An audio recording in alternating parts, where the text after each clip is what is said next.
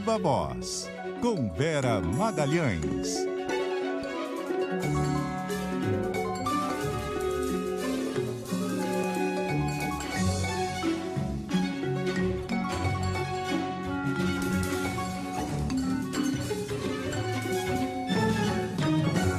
Oi, Vera, boa noite, tudo bem? Boa noite, Carol. Boa noite, Muniz. Boa noite a todo mundo que está nos ouvindo e assistindo. Boa noite, Vera. Ô Vera, a Febraban agora vai soltar uma nota em defesa da democracia, depois de toda aquela confusão de nota em conjunto com a Fiesp, bancos, empresários, a nota que ia sair, depois não saiu, agora a Febraban resolveu divulgar uma nota independente. Resolveu, Carol. Demorou aí 3 dias, mas resolveu. O que aconteceu, né, naquele episódio, rememorando para o nosso ouvinte que talvez não esteja familiarizado com o vai e vem. A Fiesp resolveu abraçar um texto que estava circulando pelas redes, pelo WhatsApp, nas mãos de economistas, de empresários e centralizar, diz que iria centralizar uma nota em defesa da democracia que seria publicada nos jornais no início desta semana. Houve tanta pressão por parte do governo que a Fiesp recuou, deixando as demais entidades, eram cerca de 200, ali órfãs e meio sem saber o que fazer, como proceder. Algumas entidades acabaram soltando as suas próprias notas. Então, houve uma nota encabeçada por 7 entidades ligadas ao agronegócio, muito crítica ali ao governo, aos ataques às instituições e à democracia. E houve uma nota da Federação de Minas, né, da FIENG, a correlata da Fiesp, só que de Minas. Essa é uma nota crítica ao Supremo Tribunal Federal, ao que a FIENG apontou como cerceamento do Supremo Tribunal Federal à liberdade de expressão. E aí hoje a gente tem a notícia de que a Febraban vai retomar a ideia de lançar um manifesto, lançar uma nota em defesa da democracia, tendo ainda o 7 de setembro como horizonte, e que isso teria provocado uma nova reação do Banco do Brasil, que teria solicitado uma reunião do conselho da entidade para discutir essa possibilidade. O BB, juntamente com a Caixa, no início da semana, havia ameaçado se desfiliar da Febraban caso fosse posta em prática a ideia de que ela entrasse no manifesto da Fiesp. E esse manifesto da FIENG, da Federação das Indústrias de Minas, gerou uma resposta de industriais de Minas Gerais, de grandes empresários de Minas, entre eles o Salim Matar, que é ex-secretário do Paulo Guedes, ex-secretário, portanto, do governo Jair Bolsonaro. Me surpreendeu esse nome aí, viu? Me surpreendeu muito também, Carol, porque ele deixou a Secretaria de Desestatização do governo, fazendo críticas ao fato de as privatizações não avançarem, mas no todo ele continuava sendo um apoiador da política do Guedes e do governo Jair Bolsonaro, mesmo fora do governo. E desta vez ele chancela o que chama o segundo manifesto dos mineiros, segundo manifesto de Minas, numa alusão a um documento soltado lá atrás, na ditadura Vargas, contra a ditadura Vargas, e que foi um documento que foi um dos estopins para a deposição do Vargas, e agora, em 45, e agora ele assina esse manifesto que sai em defesa das instituições, em defesa da democracia e contra a nota da Federação Mineira. E ainda nesse tom aí de defesa da democracia e expectativa por todos esses protestos aí da semana que vem, o ministro Luiz Fux, presidente do STF, também resolveu falar hoje no início da sessão lá no STF, falou que a liberdade de expressão não abrange violências e ameaças. E ele destacou ali, inclusive, que há, para as pessoas terem consciência das responsabilidades jurídicas dos seus atos, né? Então ele também veio aí moderando nas palavras, mas demarcando aí uma posição clara, né? Exatamente, Muniz. Disse que o Supremo não tolerará ataques à democracia, que isso é distinto de liberdade de expressão, que a liberdade de expressão não pode ser desculpa para cometimento de crimes, e fez esse alerta a que você se refere. É um alerta para aqueles que forem aos atos do 7 de setembro a respeito do que pode acontecer caso eles exorbitem essa liberdade de manifestação e liberdade de expressão. Ainda existe em Brasília uma expectativa de que medidas preventivas podem ser adotadas ainda nesta semana ou ao longo do fim de semana para evitar justamente que haja esses abusos, esses excessos no próprio 7 de setembro. Mas ele está deixando claro que, em acontecendo ataques ao Supremo, às outras instituições, sejam eles físicos ou por meio da pregação de atos contra essas instituições, eles serão passíveis de punição. Então, ele está falando de algo que pode ser consequência dos atos, mas também existe uma grande expectativa dentro do Supremo e mesmo no Congresso e até mesmo no governo de que pode haver medidas preventivas do Supremo para desidratar essas mesmas manifestações. E outras, né, Vera? As promotorias nos estados já estão preocupadas. No DF já teve uma manifestação da promotoria militar para tentar impedir a participação de policiais da ativa, né? Pelo menos. Não deveria nem precisar, porque a Constituição já veda, mas, enfim, a preocupação é essa, né? Achei muito positivo esse movimento dos ministérios públicos estaduais, Carol. Uma vez que o federal, como sempre, né, está ali meio catando cavaco. Então, que os ministérios públicos dos estados tomem a frente dessas ações para prevenir a ida de policiais. Tudo está muito num limbo ali de permissividade. A gente viu na semana passada a Associação dos Policiais Militares deixando no ar que tudo bem se eles fossem à paisana, tudo bem se fossem desarmados, quando não é assim. Os códigos de conduta são muito claros a dizer que quem está na ativa não pode participar de atos políticos, não pode participar desse tipo de manifestação, porque isso fere a hierarquia e fere a disciplina. Então, as promotorias estão tratando de colocar ali esse assunto nos termos em que ele tem de se dar. Não é possível que a gente vá abrindo até mesmo essa porta para que amanhã ou depois seja corriqueiro no Brasil que policiais participem, à paisana ou não, de manifestações políticas, emitindo opinião ou até mesmo usando o uniforme, usando armas em atos que são de conotação política. É isso que o presidente quer quando planta essa semente, é isso que essas associações tentam insuflar ao dizer que tudo bem participar, ao fazer esse assunto bombar nas redes sociais.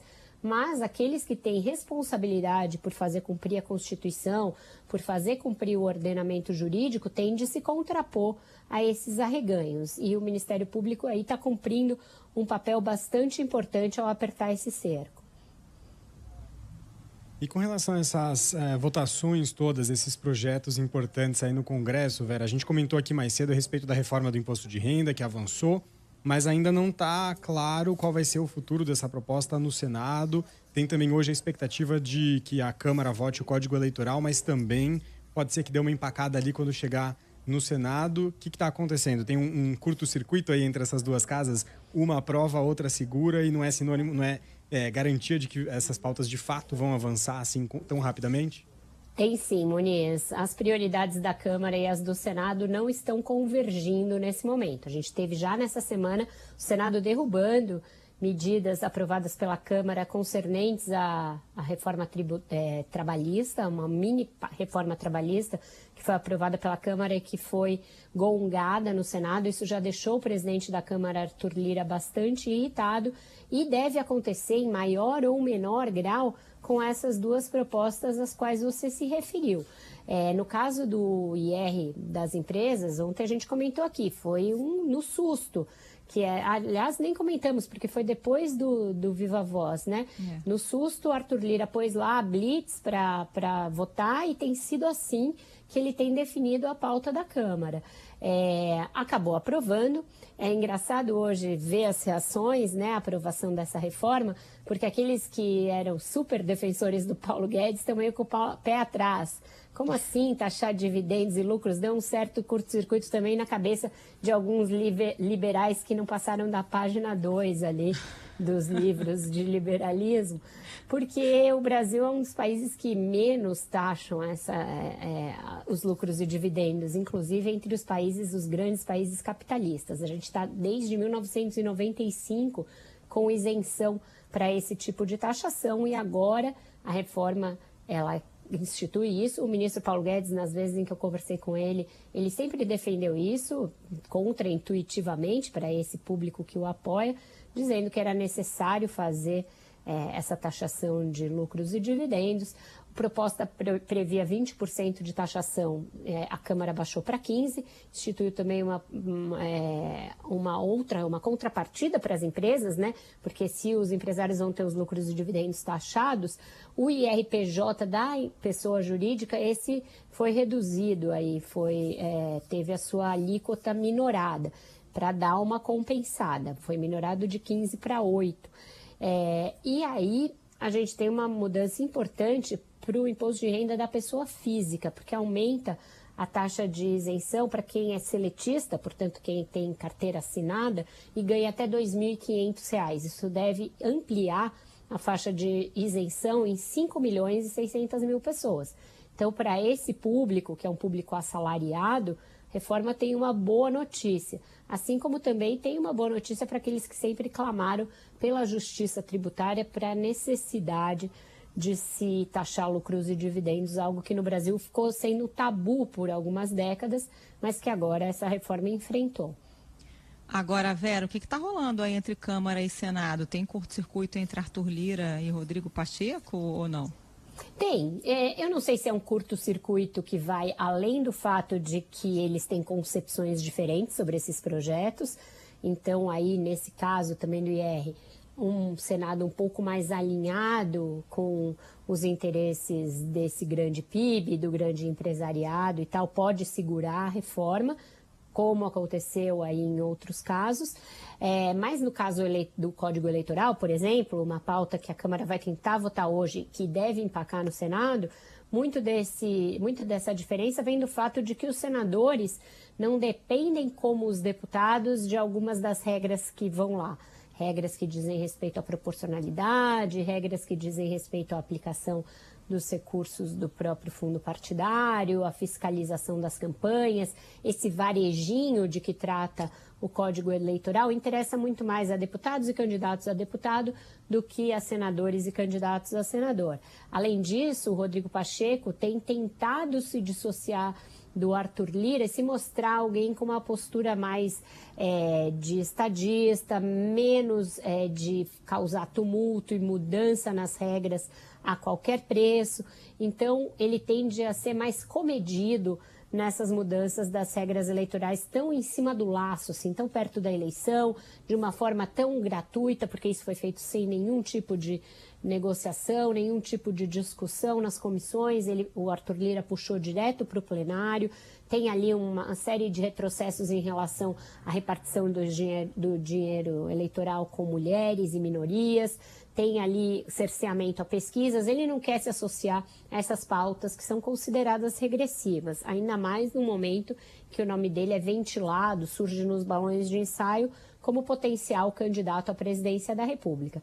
Então, ele sempre vai procurar marcar a distinção em relação ao Arthur Lira para se mostrar alguém com propósitos mais elevados, digamos assim. Ainda que seja narrativa, é essa narrativa que ele está querendo vender. E também alguém com maior independência em relação ao Palácio do Planalto. Isso já está causando esse curto-circuito e deverá contrapor os dois com mais frequência de agora em diante. Por exemplo, na reação a esses atos do 7 de setembro, eles procuraram jogar juntos, procuraram atuar juntos para garantir a segurança do prédio do Congresso e que não haja tumulto. Mas, certamente, Rodrigo Pacheco já está sendo e será mais vocal, mais incisivo na defesa da democracia, ao condenar atos que preguem contra essa democracia. Hoje mesmo ele deu uma declaração nesse sentido, disse que a democracia é inegociável, que atos autoritários serão rechaçados, quando o Arthur Lira fica mais num somebody love em relação a isso. Ajudou, inclusive, a esvaziar o manifesto da Fiesp no início da semana. Carol. Vamos de CPI agora, então, mudar um pouquinho de assunto. A gente até mais cedo comentou, a gente recebeu a mensagem aqui da Luísa Oliveira, nossa ouvinte, falando que a CPI tem que estar no foco nosso aqui dos jornalistas, porque tem muita revelação surgindo por lá. Ontem, aqui no Ponto Final, a gente conversou sobre o Marconi Faria, aquele lobista da Precisa Medicamentos, que tinha apresentado um atestado que o senador Randolfo Rodrigues havia contado ali que havia uma simulação, indícios de simulação para falsificar aquele atestado. Hoje, até agora há pouco no Repórter CBN, a gente contou que a ministra Carmen Lúcia do STF manteve a obrigação do depoimento dele à CPI da pandemia, Mas ele tomou um chá de sumiço, não apareceu, nada por enquanto, né? Ele arrumou um outro atestado. Ele teve aquele caçado e descolou um outro. É meio bizarro, né? Mas, enfim, arrumou um outro atestado, não compareceu. Agora a comissão aprovou a condução coercitiva dele e o presidente da CPI, Omar Aziz, chegou a dizer que ele terá de ir, nem que seja de maca, para depor a CPI. Não bastasse tudo isso, a ministra Carmen Lúcia deu há pouco tempo uma decisão que foi negando um pedido da defesa dele para que ele não vá à CPI. Decidiu que ele tem de ir e que aí a CPI pode sim, tem a liberdade de tomar medidas que achar convenientes caso ele se ausente mais uma vez. É incrível, né, a resistência dessa pessoa a depor. Eu me imagino ele agarrado nas paredes, ali no chão, não vou de jeito nenhum. Mas terá de ir.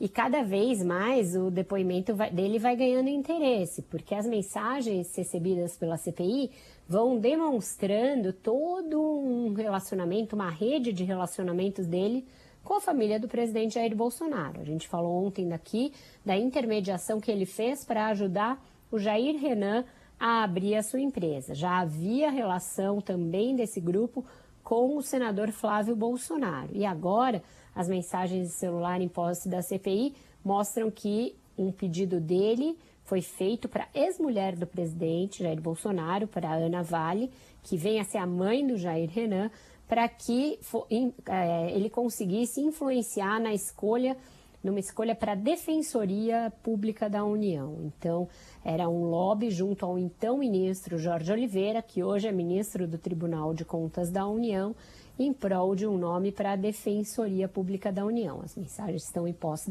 da CPI, certamente serão objeto do depoimento dele quando e se ele se materializar perante os senadores, Carol. Não, das pessoas mais bem relacionadas da República. Esse Marconi Albernaz, que era até então ilustre desconhecido, né? Descobrimos a existência dele agora, mas bem relacionadíssimo com o filho do presidente, com a ex-mulher, com a advogada. Parece que todo mundo conhece o tal do Marconi, né? Um zap nervoso, né? Mensagem para lá, para cá, resolvia tudo pelo zap, já pôs um escritório para fazer a abertura da empresa do Jair Renan, aí já virou o escritório já virou advogado do Jairzinho lá.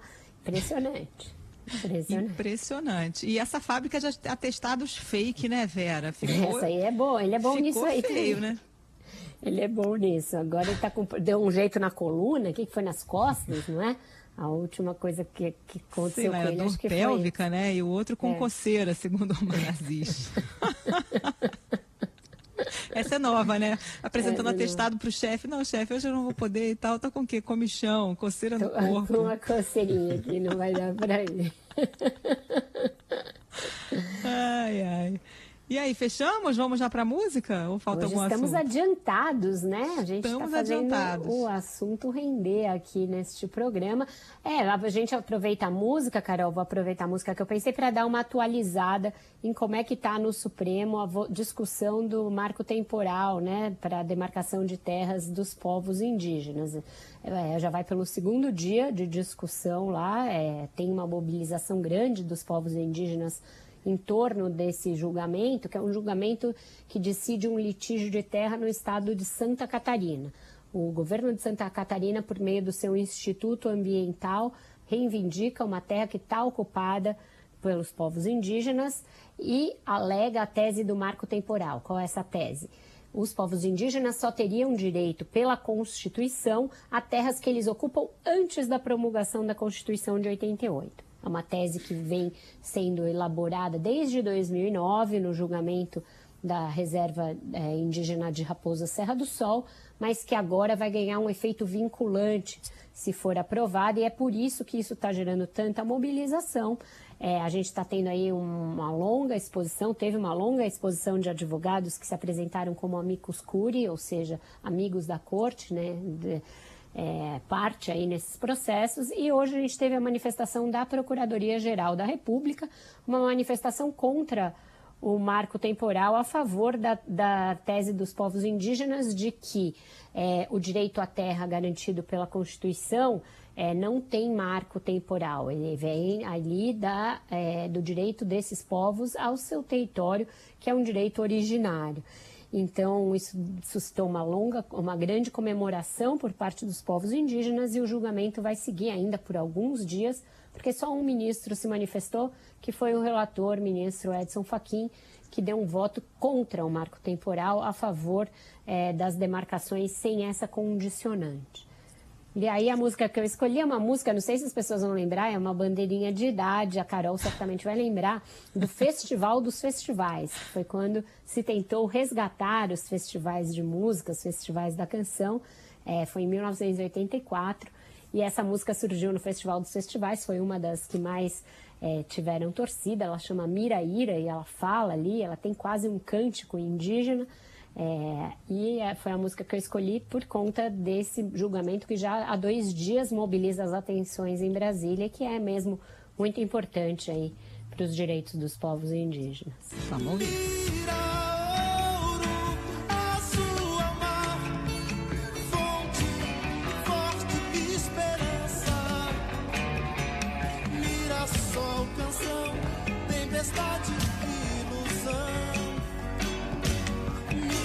Sol, canção, tempestade e ilusão.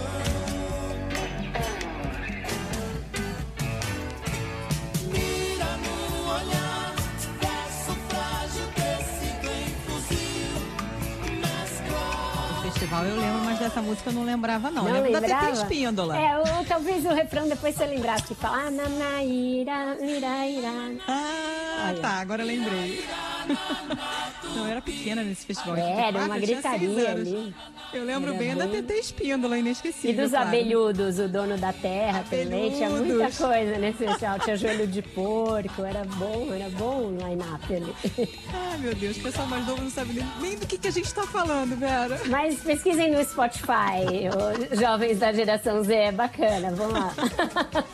Valeu, Vera, um beijo, até amanhã. Tchau, gente, até amanhã. Tchau, Vera.